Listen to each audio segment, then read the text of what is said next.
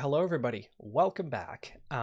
We are heading back on the road, and so therefore we're vloggers again. And I wanted to make some kind of intro video to the trip, and I guess I could just tell you where we're going and stuff. But what I realized as we were booking was I have a lot of opinions about how to choose hotels. And if you're going to a city you've never been before, what do you do? How do you find the place you want to stay? And let's talk about it. Um, our first stop on the trip this year is Cebu, a city we've been to many times, and I don't have a lot of interesting stuff to say because we just know where to stay because we've stayed there before. Let's move on. I'm giving a talk there. Happy to be returning to the University of the Philippines. That'll be fun. Our next stop is Kuala Lumpur, a city that we have never been to. Of course, mega city, and then we have this question of where do we stay? Where are we going to stay to get the most out of this? And well, okay, we're going to go to like the Petronas Twin Towers, but we're only going to do that once. I'm going to eat meals way more often. So where do I want to be to like step out of the hotel and walk somewhere? Well, this is there's really no obvious, at least from sort of this scale, like downtown or walkable neighborhood or whatever. So what do we do? Um, in a smaller town, I might look for like cafes or something to suggest where I want to be. I think in a city this big, that's not going to be useful. Um, Honestly, like looking for McDonald's is often useful because it will tell you like where there are a lot of people sort of walking around and doing things. Whether or not I want to go to McDonald's is neither here nor there. So, okay, like that's suggesting this part of town is maybe the central business district or something. Um, for a city this size, honestly, my move is going to be turn on the transit layer. And now this tells a story. But again, complicated road network, complicated transit network. What's happening here? There's probably some like longer haul trains here. That's not, I'm looking for city transit. Because I mean, we're not going to have a car. We want to get to places. As much as I'm not going to stay near the Twin Towers just because I want to go there one time, I want to get to it eventually. I'm a big fan of transit crossings. Places like this where I can go sort of east, west, or north, south on a train or metro or whatever we call it here. So these kind of neighborhoods are going to be my, where I look first. But I don't want to stay in the middle of nowhere either, just because there happens to be two transit lines here. It doesn't look like there's much else. Now, where did McDonald's take me? McDonald's led me to this part of town, and I think that again, it's where a whole lot of transit lines come together. Probably this part of town is where I want to be. And we looked around a little bit here, and we ended up in Bukit Bintang here in the middle. That seems to be where the action is. Next step, start looking for hotels and see what's out there. TripAdvisor or Expedia or whatever. I have no loyalty to Expedia, but it is the one I use the most. I care about location above all other things, so I'm going to look at the map. Because again, I don't want to every time I step out of my hotel to have a 20-minute walk before I can do something. I want to use my time well, and I want to get out there and do it. So here's my move here. Have a look at the absolutely non-negotiable things. I am not willing to stay in, let's say, a 2-star hotel. So we can go up from there. Happy with that. Is the max of $250 like is $250 a lot to spend in a mega city in Malaysia? I don't know. I'm gonna leave that. It's hard. Find it hard to imagine any of these hotels are not air conditioned, but okay, I'm not willing to accept without. Let's have a look. And what do we get? We still have a whole lot of hotels here. Boy. Well, let's go back here. Um, this in the Bukit Bintang neighborhood, there's this transit station that is a crossing, where there's two things sort of right here. Maybe even have a look. Um, yep, there's going to be, yep, entrances to the transit station here. I take it one of them is underground and one of them is above ground. Um, but somewhere around here, this looks pretty promising. There's a lot of stuff there. Okay.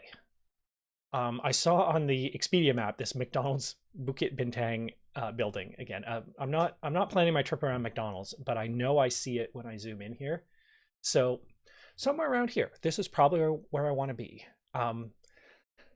There's a lot of hotels, but I don't want, this hotel over here. I'm sure it's a lovely hotel, but every time I want to do something, if I want to go anywhere, I've got to walk down the block and around here, down here. 10 minutes, maybe. I don't want that friction every time. I want to be as close as possible to this transit station that looks like it's there. I'm going to be looking pretty carefully at this, like Wolo, Kuala Lumpur. I might pass by. Expedia reviewers tend to be a little meaner than TripAdvisor, but maybe 7.4 would make me think twice. 9.0 on 1,000 reviews. I like these. These look cool. So yeah, in Kuala Lumpur, I would be focusing on this neighborhood. I know I can go and have 3 meals a day somewhere close by. I know I can go and get a drink. I know I can get coffee. Like all of those things are going to be in this neighborhood. The one time I feel like going out to the Twin Towers. Fine. I'll take the subway out, wherever that was here. After KL, we're taking a bus down the coast. We're heading to Malacca. Again, a city I don't know, frankly, very much of anything about. Small town. There's precious little transit, if any. It looks like there's a bus. There might be some bus, but what there is a pretty clear sort of central old town markets kind of place. So there's like cool looking rooftop cafes there and a whole bunch of other ones here. This is also where, if I look for like, we're in Southeast Asia. Where are the markets? The night markets are all right there too. This is a target. I seem to remember looking at these and finding out that these are pretty little streets. Okay, that's fine. There will be probably clogged with cars. It'll probably be a hassle to get a taxi in there, but I'm only going to do that once, so whatever. And now, come over here and play the same game in Malacca. And where were we? This neighborhood. And again, I want to be as close as possible to cafes and restaurants and bars and things that I'm going to do a bunch of times a day, and reasonably close to transit so I can get out of there if we're going somewhere else. So, I think we kind of came to like, okay, there's these main roads that a taxi could get into. If we go too deep in here, it looked like, getting a taxi is going to be a pain in the butt. If we can walk out a block and then grab a taxi on a more major road, that would be good. And then again, into here, filter for the non-negotiables. Maybe at this point in the trip, we're, I think going to be a little more than a week in at that point. Maybe, okay, one place has a washer dryer and all of those other things I asked for. Maybe this is not where we do laundry. Maybe I would back up to the Kuala Lumpur hotel and look for laundry there, or think carefully about how long we're going to be out or whatever, and or maybe just look for a laundromat around there or something. That might be that point. And then, well, people ask, why do you keep going to Southeast Asia sometimes? Because you can get a really, really nice hotel for, good reviews, right in the middle of everything, for 62 Canadian a night. Again, I think just because this is it looks like getting in and out of this neighborhood, anything but on foot would be a pain. I think we erred on a little bit on the outside of the neighborhood, just so we could, walk across the bridge and get a taxi much easier. After Malacca, back on a bus and down to Singapore. Again, a place we've been many times. We usually end up in Chinatown, and this is no different because there's a dense transit network, a crossing of these two lines, and a pretty short walk down to these other lines. I think we looked around, like, over here at City Hall and stuff. We've stayed in a Little India in the past. Yeah, here, because again, nice dense transit network and easy to get around. This time we're back in Chinatown because it's really nice there. Again, lots of hawker stalls and lots of places to go and things to do and see. Lovely. Just because I want to see the Marina Bay Sands doesn't mean I have to pay I'm frightened how much to stay there.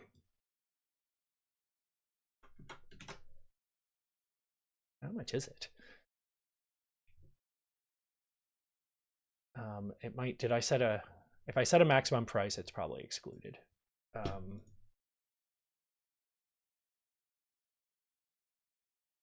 Is it right there?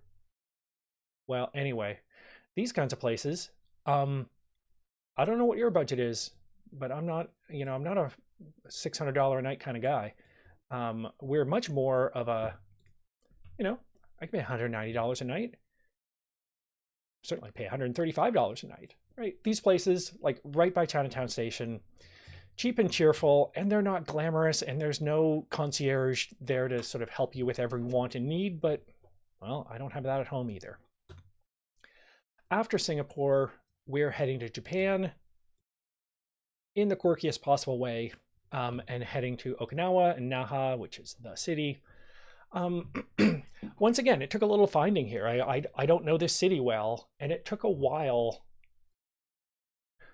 to sort of find out, right, Japan doesn't have night markets. So what about, where are all the cafes? Okay. This looks like, the part of town where things are happening and are busy.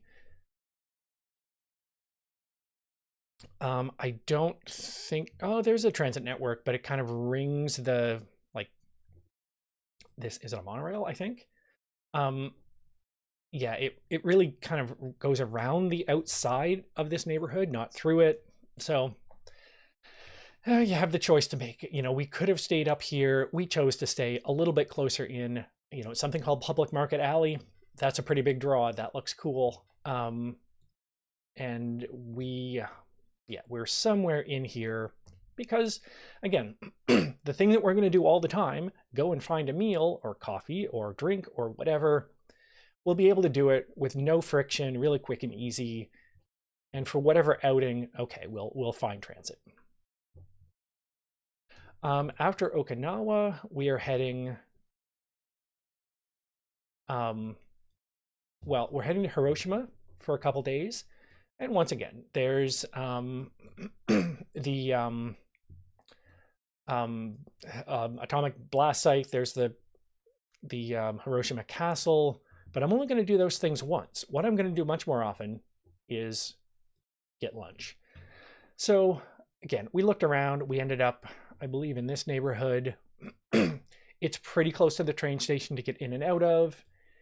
I found this cafe recommended somewhere by somebody. There's, I think, light rail or bus rapid transit or something like that. That, again, you can see this very clear. Oh yeah, trams. There's a really busy transit line that I think is it a U shape or something? We want it to be somewhere where these things cross, somewhere around here where we can easily go east-west, easily go north-south, and find our way around. From there, we're hopping a train to Onomichi, because Onomichi has this collection of islands and bridges that is a super well-known cycle route. So we're renting bikes, we're spending 3 days, we're going to spend 2 days getting down to Imabari and then 1 day back. In this hotel in the middle was hard because there's not a lot here. There's not a lot. It's not It's a pretty remote, rural part of the country. We found this hotel that is very bike friendly. It's kind of their job, right? Like the whole thing they do is deal with people in our situation. So great. It was a little more expensive. But what are you going to do? In Imabari, again, there's the central business district where there's a lot of stuff. There, we had to look for a hotel that was bike friendly because we're going to be on bikes. We might be coming in wet and gross, and we want, you don't want to spring that on somebody. We found some very bike friendly hotels because a lot of people do this. And then back to Onamichi. After Onamichi, we are training up to Tokyo that has the opposite problem, right? Like there's some of these places like, oh, there's not really very many places to stay. In Tokyo, there's too many places, right? There's too many neighborhoods that have all kinds of stuff. Tokyo Central and Shibuya and Shinagawa, like all of these places we could be that have so many cool things. We ended up in Shinjuku. We've stayed there before. I think Shibuya was a little bit pricey. The transit is so good in Tokyo. Staying right near Shinjuku Station is hard because it's just so dense with businesses and stuff. We ended up, I don't remember which one, like because so many transit lines come through Shinjuku Station, the result is there's sort of all of these transit crossings just outside, and we managed to find a hotel near one of those. I forget which one, where again, like there's stuff right in the neighborhood. There's very easy transit in and out of the neighborhood. And then we're only there a few days. There's all these really cool bars in Tokyo. We can walk there, in the evening and get a drink, and that's really easy. And from there we come home. So that's a little bit of an idea of what we're doing. And again, I think choosing a hotel that you can get in and out of easily and really enjoy your time and make the most of it without having to like trudge every single time you want to do something, I think is super valuable. So I don't know, maybe that's helpful. If not, that's the trip. I will post videos. Again, when we travel, I'm a vlogger. So I don't know, we'll post one video per city or something like that. Stay tuned. See you on the road. Bye all.